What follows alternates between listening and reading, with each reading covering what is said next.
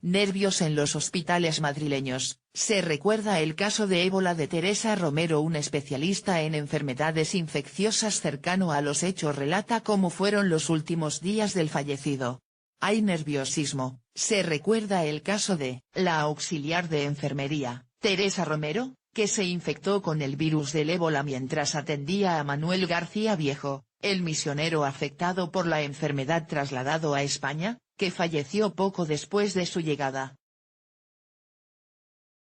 Un especialista en enfermedades infecciosas prefiere no dar su nombre, que conoce bien el caso del varón de 62 años que se ha convertido en el primer fallecido por fiebre hemorrágica de Crimea-Congo, FHCC, en España. Ha contado a El Español cómo se produjeron los hechos.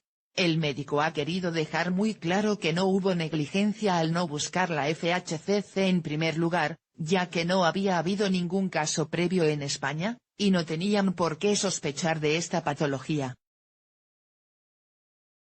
Una diarrea estival. El paciente, comenta, llegó al Hospital Infanta Leonor con un cuadro de diarrea. En verano, lo normal es pensar que se trata de una infección vírica o bacteriana intestinal o estomacal. Al principio no había ningún síntoma de fiebre hemorrágica. Esto coincide con las fases habituales en la FHCC, en la segunda de las cuales, periodo prehemorrágico, no hay pérdidas de sangre. A pesar de acudir por una fuerte diarrea, el hombre, que ingresó el pasado 19 de agosto en el centro médico, enseguida comentó que le había picado una garrapata mientras daba un paseo por el campo en Ávila. Se buscaron bacterias y virus transmitidos por garrapatas, que existen muchos, como las riquecias, señala el experto. Enseguida, los acontecimientos se precipitaron y el varón desarrolló un fallo multiorgánico y una insuficiencia hepática que, según comenta el especialista, puede producirse por múltiples causas, desde víricas a fármacos, pasando por intoxicaciones por consumo de setas.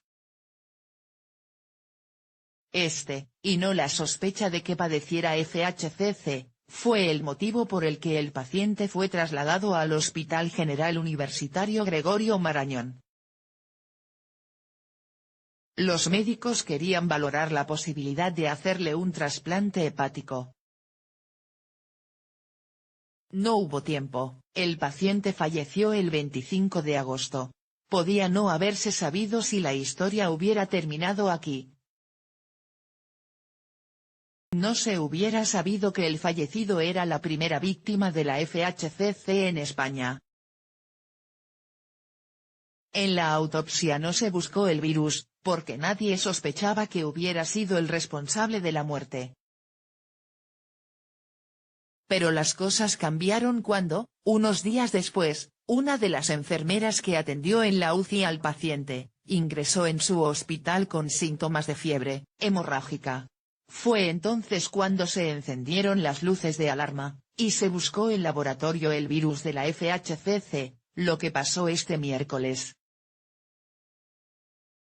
En cuanto dio positivo, se puso a la paciente en aislamiento. La reacción ha sido excelente, nos comenta el médico, que añade que es posible que se hayan producido otros casos en España que hayan concluido con muerte fulminante, y en los que no se haya buscado el virus.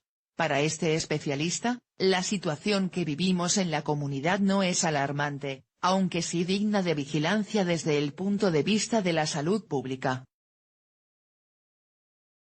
El experto confirma que los nervios son una realidad entre todas las personas que han tenido contacto con los dos afectados por la enfermedad, incluso cuando el riesgo varía mucho según la exposición. No es lo mismo el personal que cuida a los enfermos, que el que ha recogido la basura de la habitación. Pero todos están nerviosos, apunta. En cualquier caso, el especialista niega con rotundidad que deba haber una alarma social. No va a ser un ébola, vaticina.